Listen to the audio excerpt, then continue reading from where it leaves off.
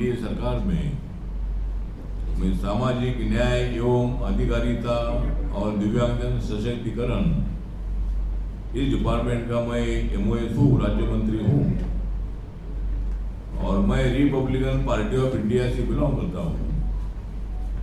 मेरी पार्टी भारत के संविधान के आर्किटेक्ट डॉक्टर बाबा साहब अम्बेडकर जी के फिलॉसफी को स्वीकार कर भारत के तमाम जाति धर्म के लोगों को सामाजिक न्याय के साथ साथ आर्थिक न्याय, शैक्षणिक न्याय, इस देश के किसान हो, गरीब हो, युवा हो, महिला हो,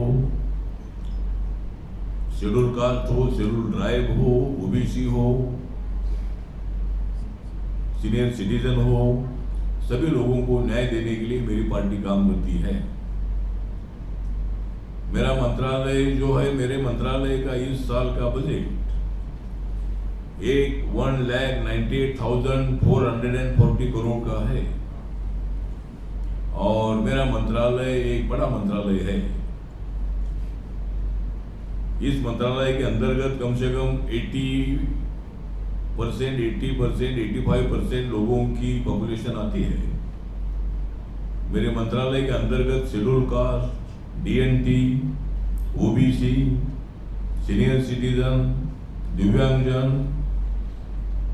ट्रांसजेंडर और अनाथ ऐसे लोगों की संख्या मेरे मंत्रालय के अंतर्गत आती है।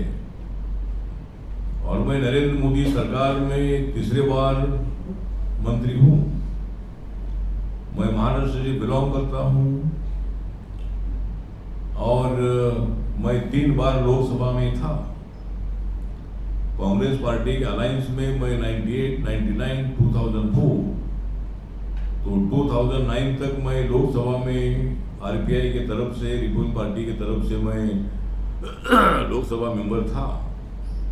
अभी मैं नरेंद्र मोदी सरकार में 2014 से 2020 तक, 2020 से 2026 तक और अभी थर्ड टाइम अभी मार्च में मेरा नॉमिनेशन होगा और थर्ड टाइम मैं राज्यसभा में आऊँगा। और मेरी राज्यसभा की जो टर्म है ये 26 से लेकर 32 तक रहेगी।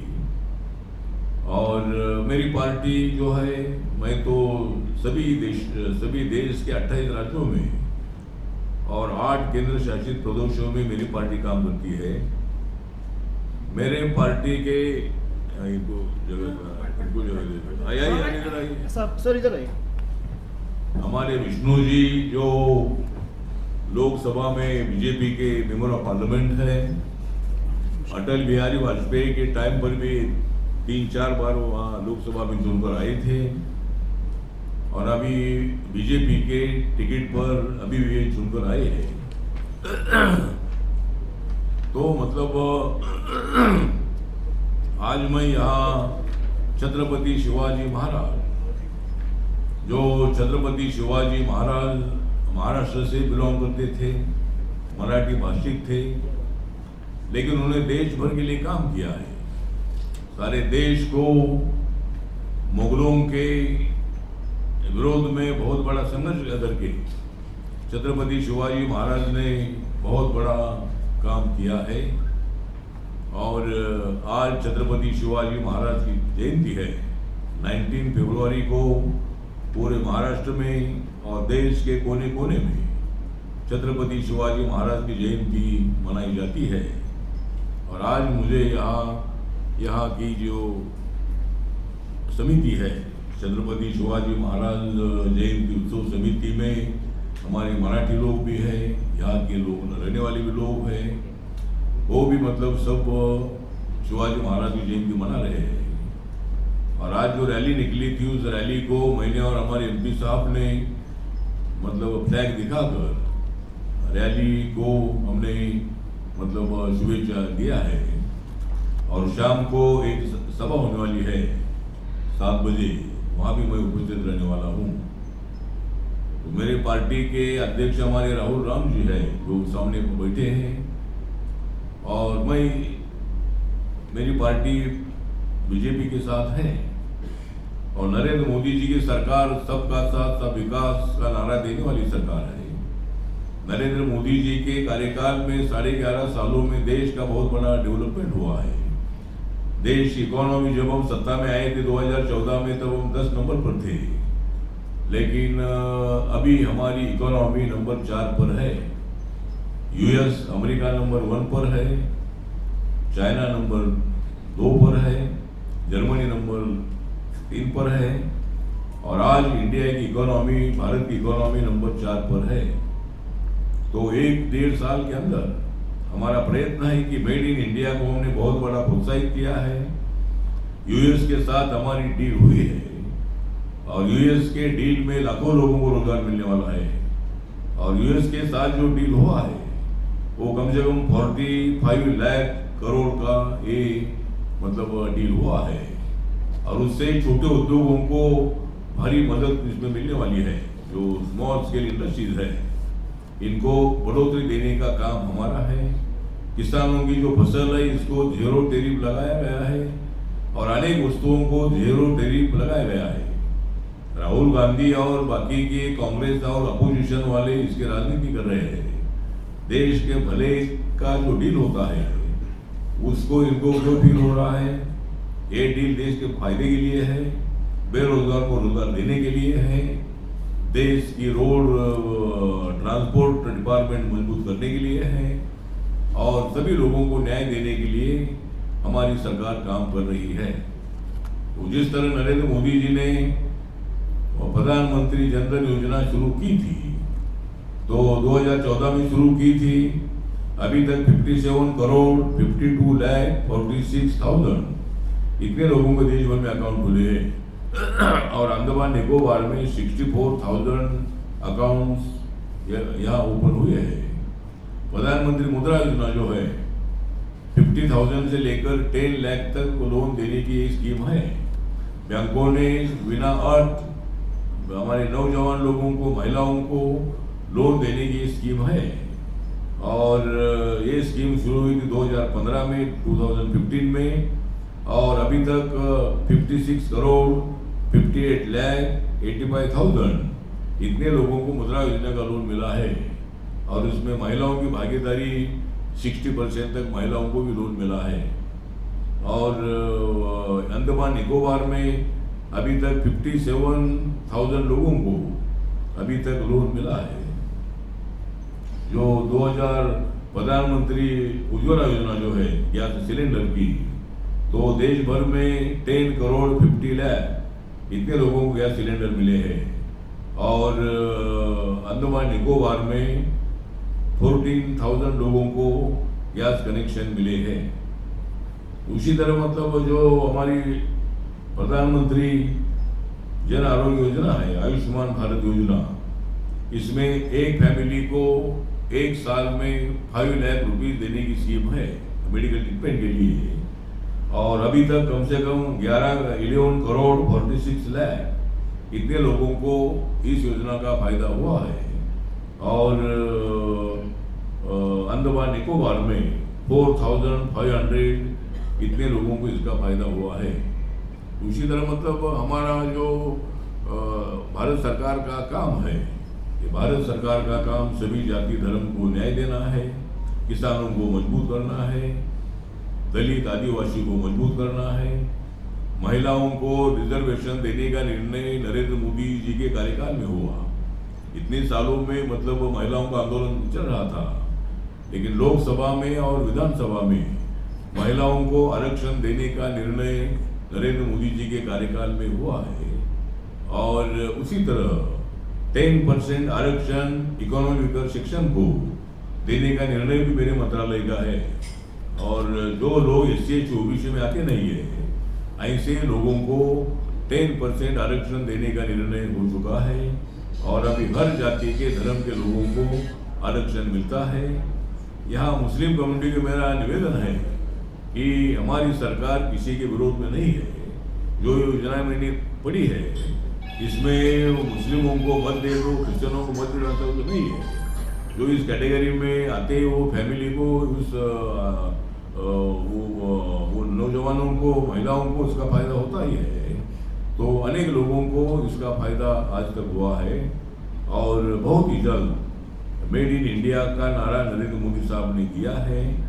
और कल फ्रांस के जो प्रेसिडेंट है वो भी मतलब मुंबई में आए थे, दिल्ली में आए थे और उनके साथ भी मतलब राफेल और अनेक विषयों पर एग्रीमेंट हुआ है और उससे भी देश को बहुत अच्छा फायदा होगा। इसी तरह आज मैं ये शिव जयंती के निमित्त में इधर आया हूँ, लेकिन हमारे विष्णु जी जो यहाँ की एमपी है और हम दोनों मिलकर जो भी मतलब यहाँ की समस्या है, ये समस्या और यहाँ के लोगों को कैसा बजट देना है, मेरे मंत्रालय की जो स्कॉलरशिप स्कीम है एससी और ओबीसी को, तो उसका पैसा कुछ बाकी है। आज मैंने अधिकारियों से बात की है, उनके साथ हमारी मीटिंग हुई है और उसमें जो कुछ पेंडिंग इशू है उसको अभी 9 मार्च से पार्लियामेंट चालू होती है। जरूर मैं और हमारे member of parliament Vishnu ji है, हम दोनों मिलकर जो भी पेंडिंग इशू है उसको मतलब सॉल्व करने के लिए जरूर उस मिनिस्टर को मिलकर यहाँ हम इनको मदद करेंगे। और हमारे एनडीए के कार्यकाल में अंडमान निकोबार को ज़्यादा पैसे मिल रहे हैं और यहाँ की हर समस्या दूर करने के लिए हमारी कोशिश रहेगी। कोई सवाल है क्या? पूछो सर। एक तो सवाल है सर, मैं तरुण कार्तिक निकोबार टाइम्स से हूँ। मैं तरुण कार्तिक निकोबार टाइम्स से हूँ, आउटलेट का नाम।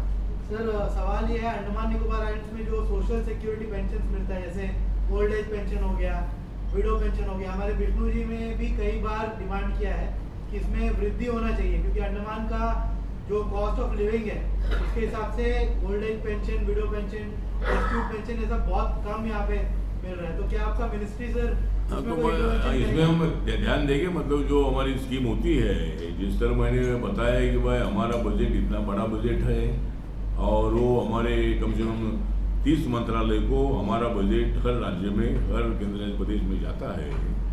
और ओल्ड एज होम की पेंशन अगर रुकी है तो जरूर मैं मंत्रालय से बात करके मैं ओल्ड एज के लिए जो पेंशन की हमारी स्कीम है उसमें जरूर जल्दी उसको सॉल्व करने का प्रयत्न करूंगा।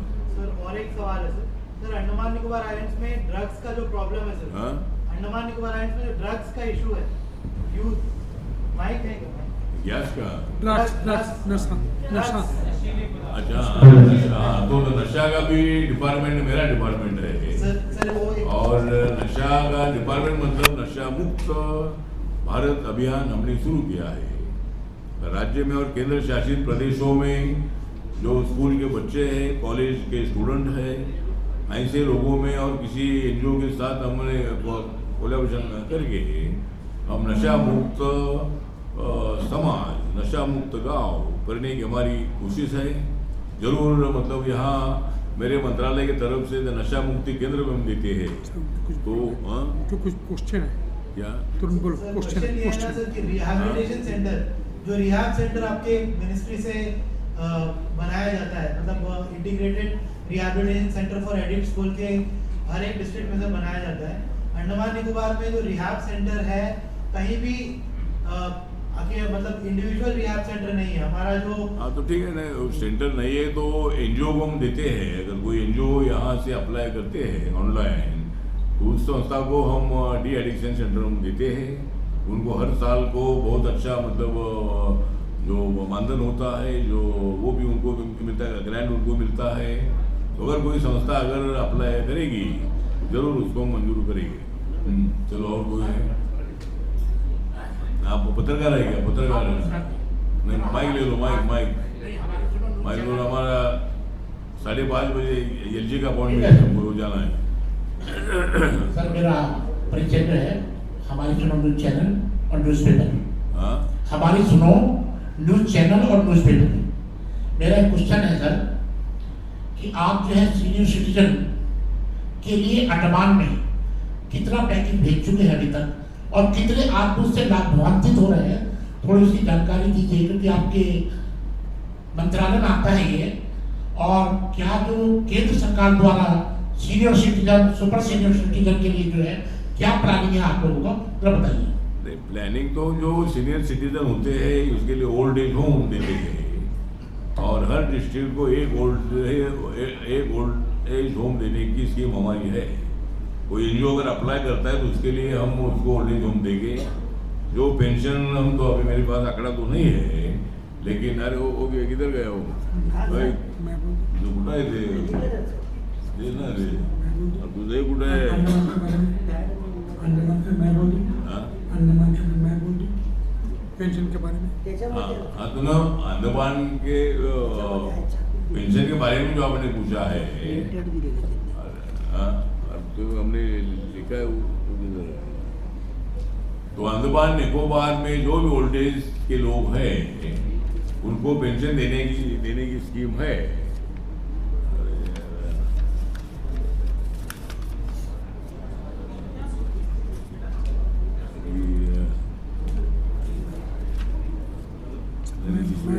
अंडमान क्या कर रहे हैं, मैं बोल दूं अंडमान क्या कर रहे हैं। बोलो अंडमान निकोबार द्वीप समूह में लास्ट इंक्रीज हुआ था कुछ साल पहले 2,500 रुपया मिलता है, 2,000 3,000।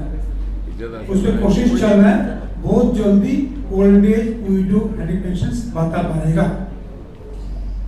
हाँ तो ना जो सवाल आपने पूछा है कि ओल्ड एज होम अगर कोई अप्लाई करता है जो, तो उसको मान्यता देकर हम एक साल में उनको 20-22 लाख रुपए 25 ओल्ड एज के पर्सन के लिए हम देते हैं।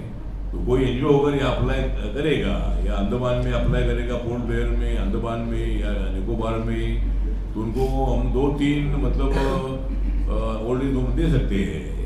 तो यहाँ ओल्ड एज होम है, यहाँ तो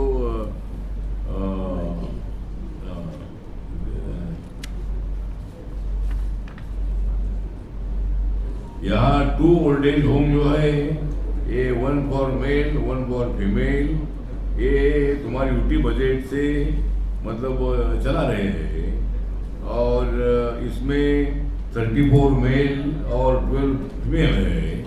तो ये यूटी के बजट से चला रहे हैं। लेकिन कोई एनजीओ अगर हमारे पास अप्लाई करता है तो उसके लिए 1 या 2 ओल्ड एज होम दे सकते हैं, और उसके लिए जरूर आप प्रयत्न करो। कोई एनजीओ अगर प्रस्ताव भेजता है ऑनलाइन तो उनको ओल्ड एज होम देगी।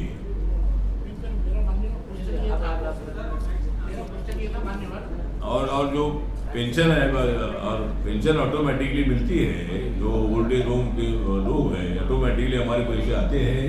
कोई बच्चे हो गए तो जरूर हम उनको मदद करेंगे। मंत्री जी, मैं आपका पहले तो अभिनंदन करता हूँ हमारे साइलेंट में। मैं पेशे से वकील हूँ, मैं पेशे से वकील हूँ और 27 साल से प्रैक्टिस कर रहा हूँ। रिसेंटली अभी यहाँ पे एक मुद्दा उठा है हम लोगों का डीम्ड यूनिवर्सिटी को लेकर के, डीम्ड यूनिवर्सिटी को लेकर के। उत्तर है और इस मुद्दे में हमने एक रिप्रेजेंटेशन बनाया है। यहाँ पे कोई भी कॉलेजेस 3 तारीख से चल नहीं रही है, क्योंकि अचानक बच्चों को पौंडीचेरी यूनिवर्सिटी से डीम्ड यूनिवर्सिटी में ट्रांसफर किया गया उनका रजिस्ट्रेशन को। तो उस चीज़ को लेकर के बच्चे 3 तारीख से अभी तक एजुकेशन में बैठे हुए हैं और एडमिनिस्ट्रेशन ने अभी तक कोई भी पॉजिटिव रिप्लाई नहीं दिया है। तो उसके लिए हम ये करेंगे। मुझे ये विषय हमारे कुछ लोगों ने बोला है, राहुल ने बोला है जी। तो पहले पांडिचेरी यूनिवर्सिटी के अंतर्गत अंडमान निकोबार के कॉलेज आते थे जी सर। तो अभी कुछ ऐसा निर्णय होने की संभावना ऐसी जानकारी है जी। कि पांडिचेरी यूनिवर्सिटी से अंडमान निकोबार को निकालकर उनके लिए डीम्ड यूनिवर्सिटी के अंतर्गत उनको करने का कुछ प्रस्ताव है।